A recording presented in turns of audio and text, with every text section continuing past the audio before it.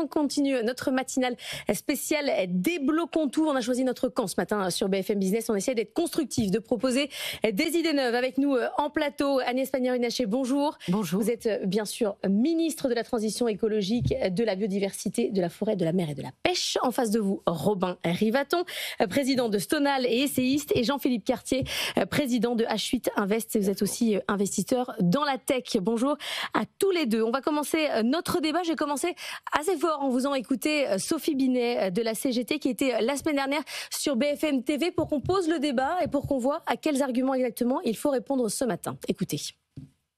La dette a été créée par les cadeaux faits aux plus riches et que, encore une fois, on nous demande de payer la facture. Le quoi qu'il en coûte, c'était pas que pour les plus riches.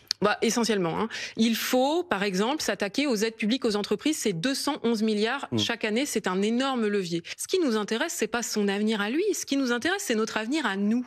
Le problème avec ce budget, c'est quoi? C'est qu'encore une fois, il nous fait payer toutes et tous le monde du travail pour continuer à épargner les rentiers et les plus riches. J'ai l'impression, Agnès Pannier-Runacher, que ce débat, désormais, qu'on devait avoir sur est-ce que la dette, c'est grave ou pas, c'est désormais un débat contre les riches. Il faut faire payer les riches, c'est eux qui sont responsables de la dette, c'était à eux qu'on a donné l'argent du quoi qu'il en coûte, là ça devient un débat idéologique. Je crois qu'en fait, les Françaises et les Français ont pris la mesure de la situation dégradée des finances publiques. Donc ça, c'était la première étape indispensable. En revanche, lorsqu'on doit adresser la question de comment on y répond, puisqu'on est tous d'accord qu'il faut un effort massif et immédiat. Alors là, pour le coup, il y a une forme de déni, et notamment de la part de nos oppositions, parce qu'il faut trouver un responsable qui prendra à sa charge les 40 milliards. Alors ça peut être les riches, j'ai entendu aussi les étrangers, peu importe, mais ce qui est sûr, c'est que la réalité de l'augmentation de la dette, je pense, entre 2005 et 2015, la dette a augmenté de 1000 milliards. Entre 2015 et 2025, elle a augmenté de 1000 milliards. Et si vous regardez l'origine de cette augmentation, la moitié, ne serait-ce que la moitié, c'est les retraites. C'est les retraites, pourquoi? Parce que vous avez une génération qui est née dans les années 50 et 60 qui arrive à la retraite, c'est mathématique, et que par ailleurs, notre espérance de vie a augmenté, ce qui est plutôt une bonne nouvelle.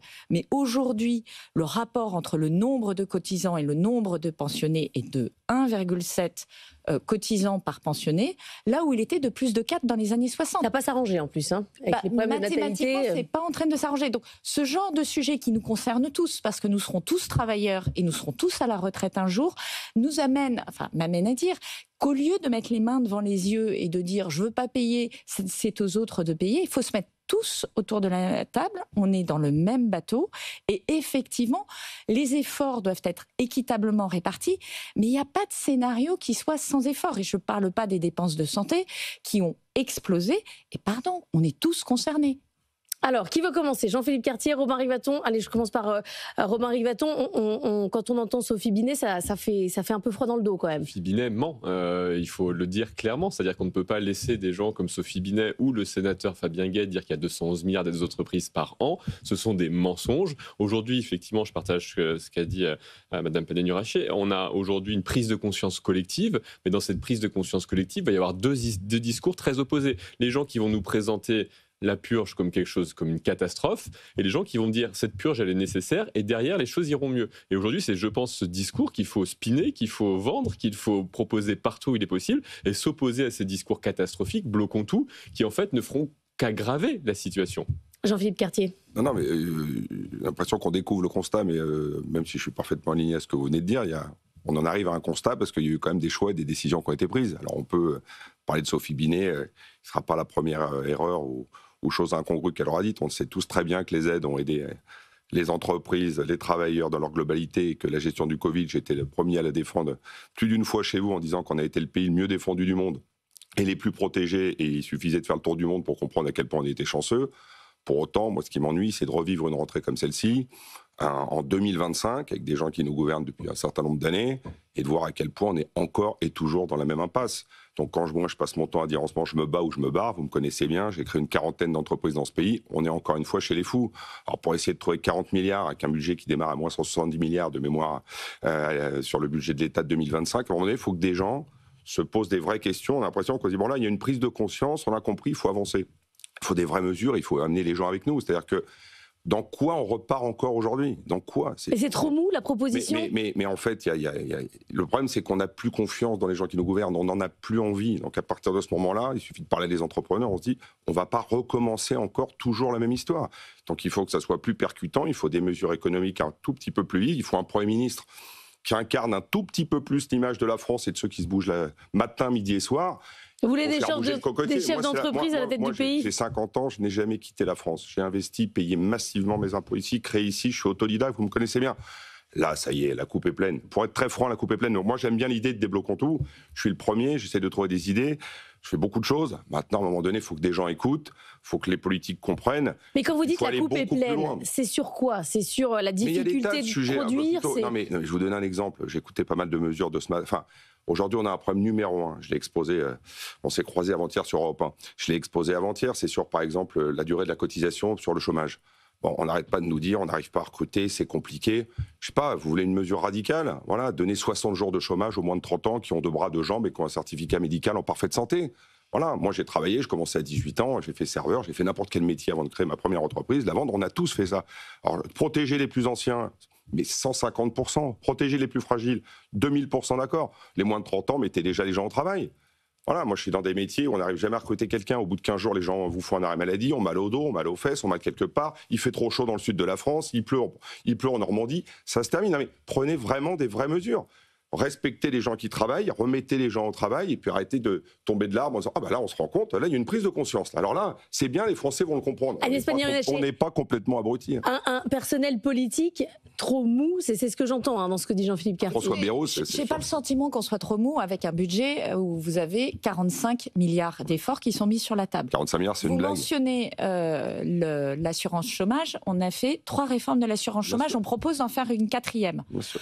Pour le moment, le retour qu'on en a, c'est non, non, non. Moi, je veux bien, mais le sujet est sur la table. Le sujet est sur la table. Sur les mesures en matière de santé, on a mis sur la table un certain nombre d'éléments. Des éléments qui conduisent à 5 milliards d'économies. Sur l'État, c'est 10 milliards d'économies.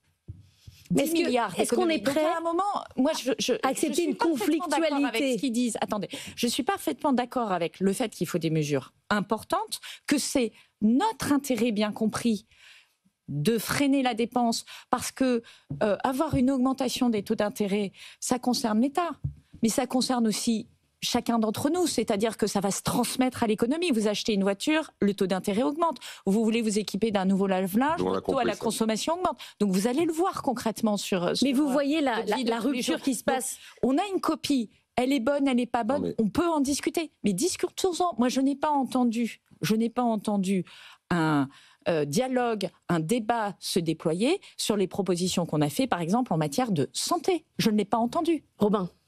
Ouais, si c'était pour dire il ne faut pas faire. Oui, je pense que aujourd'hui, les 40 milliards de freins de la dépense, c'est absolument insuffisant. On est tous conscients. On est à moins 140 milliards de dettes nouvelles l'année prochaine, 180 milliards à refinancer. C'est ça les ordres de grandeur, dans un univers où on est en concurrence pour émettre cette dette avec d'autres. Si je peux me permettre de te couper. En plus, je précise juste que les 40 milliards, c'est la dette du premier trimestre. Oui, mais il faut faire des choses politiquement acceptables. Moi, je veux dire. Totalement. Après, de quoi on parle, parce que les gens, ils n'ont pas notion des chiffres. Il faut faire des choses politiquement acceptables. Et c'est pour ça que je pense que, pour rebondir sur le thème de l'émission, je pense qu'au-delà des mesures strictement budgétaires et fiscales, il faut aussi trouver des leviers qui sont des leviers qui n'ont pas d'impact budgétaire. On a plein de choses qui peuvent avoir des effets pour débloquer ce pays, comme vous le proposez. Sur l'immobilier, par exemple. J'en donne une très simple. On fait de plus en plus porter la fiscalité de l'immobilier sur les droits de mutation à titre onéreux. Et donc, ces droits de mutation à titre onéreux, qu'est-ce qu'ils font? Ils bloquent le pays, puisque si j'ai une maison que je l'ai achetée et que je vais redonner 7,5% depuis l'année dernière, maintenant on a augmenté encore ces droits de mutation, puisque c'est une manne facile à prendre, les gens ne vendent plus. S'ils vendent plus, c'est de l'argent qui ne circule pas. Cet argent, il ne circule pas, il reste dans une maison qui est trop grande pour eux. Donc, qu'est-ce qu'on fait? Proposition qui a été proposée au Royaume-Uni il y a maintenant 2 semaines, basculer l'intégralité des droits de mutation sur la taxe foncière. Qu'est-ce qui se passe? C'est que vous libérez les gens qui doivent vendre leur maison. Et donc, vous recréez du cycle. Sur la fiscalité de la transmission et de la succession, donc, on a aujourd'hui énormément de patrimoine qui est bloqué chez les personnes les plus âgées. Ça a créé cette déclaration du Premier ministre sur les boomers et autres. Mais ce patrimoine, faisons-le circuler. Donnons des incitations pour le faire circuler massivement, pas un tout petit peu en disant c'est 100 000 € ici ou là. Faisons-le circuler massivement. Donc c'est ça qui aussi permettra, au-delà des impacts budgétaires qui sont nécessaires, mais au-delà des impacts budgétaires, permettre de débloquer ce pays. Jean-Philippe. Non, mais parfaitement aligné. La seule chose, c'est qu'encore une fois, ça va être libéré, ça veut dire quelque part baisser le coût de la charge, baisser le coût de la taxe, on le sait très bien. En France, on ne sait faire que ça, rajouter de l'impôt, rajouter de la taxe et faire bosser les 30% qui payent l'impôt. Enfin, c'est pas nouveau, c'est culturel. Maintenant, je veux bien entendre que tout est bloqué et que les gens veulent pas discuter, mais si on peut pas le faire, c'est comme nous en tant que dirigeants. Si on est bloqué, on arrête, on passe à autre chose. Il faut impérativement aller beaucoup plus loin. Il faut donc accepter de la conflictualité. Mais il n'y a pas d'autre choix que d'accepter de la conflictualité. Que vous parliez de Sophie Binet, les riches, les pauvres, évidemment, de laisser dire des erreurs comme le fait que le quoi qu'il en coûte, c'est fait pour aider les plus riches, c'est complètement abruti. Enfin, c'est un mensonge absolu. Tout le monde le sait, tout le monde autour de la table le sait. On est tous d'accord. Donc nous, on est des gens conscients, mais je crois que Madame le ministre doit entendre enfin que là, les gens commencent, en tous les cas comme moi, à considérer qu'il va falloir retourner la table d'une vraie manière, sans être révolutionnaire une fois encore, mais en prenant des vraies mesures. Agnès Pannier-Runacher, vous parlez aux chefs d'entreprise. Il faut être plusieurs à le faire. Moi, je viens de la société civile. J'ai dirigé une entreprise de 5000 personnes. Je l'ai redressée. Je pense que je connais le monde économique. Et vous voyez la scission. Vous voyez qu'aujourd'hui, il y a une rupture. Ce qui me paraît compliqué en ce moment, c'est que les solutions, les propositions, il y en a un certain nombre sur la table. Lorsque nous appelons au vote, le Premier ministre décide d'appeler au vote le 8 septembre prochain, peu importe le résultat de ce vote, mais lorsqu'il appelle au vote, c'est pour créer un choc de conscience sur le fait que la question qui est posée, c'est est-ce qu'on est d'accord qu'on prend des solutions massives et immédiates pour redresser la situation, et est-ce qu'on est d'accord sur le niveau? Est-ce qu'on fait 40 milliards d'efforts? Vous dites, c'est pas suffisant. C'est intéressant d'entendre ça. Parce que je n'ai aucun parti politique qui aujourd'hui a été légitimement représenté à l'Assemblée nationale, c'est-à-dire les décideurs d'aujourd'hui au sein de l'Assemblée nationale, élus l'année dernière, pas il y a 10 ans, l'année dernière par les Français, qui disent 40 milliards, oui, c'est ça qu'il faut faire. Je ne l'entends pas. Le contre-budget du Parti socialiste. Pourtant, un parti qui a été un parti de gouvernement. Il est à 25 milliards, dont une part massive d'augmentation de la fiscalité. C'est une façon d'éviter le problème. Moi, je pense profondément, pardon, c'est pas personnel. Et donc la société civile peut se mobiliser aussi. Vous pensez qu'il faut qu'ils parlent plus, les chefs d'entreprise qui s'expriment plus? Je pense que ce qui est important aujourd'hui, c'est pas d'avoir des non, c'est d'avoir des oui. C'est-à-dire de dire, nous, on est prêt à faire ça, plutôt que de dire, je suis contre tout, mais quand même, faites un effort. Jean-Philippe. Non, mais je crois qu'il y a un climat de défiance aussi. Le problème, c'est que pour faire passer quelque chose, comme un dirigeant, comme un patron, il faut avoir les gens avec soi. Aujourd'hui, il y a une défiance évidente. 9% des Français pensent que les politiques défendent l'intérêt général. Plus que jamais, il y a une défiance envers le politique, il faut le reconnaître. On a l'impression, encore une fois, depuis 30 ou 40 ans, qu'il y a quand même une succession de décisions, je parle de mon pays, la France, qui nous conduisent à une situation qui recommence année après année et qui ne s'améliore jamais. Donc quand les plus gros maigrissent, vous connaissez la phrase, les petits poissons crèvent, donc à un moment donné, il faut, je vous dis, retourner la table. Et je pense qu'il y a un problème de confiance totale. Et embarquer les gens avec soi, c'est de la confiance. C'est comme diriger. Merci à tous les trois d'être venus ce matin dans cette matinale. Débloquons tout.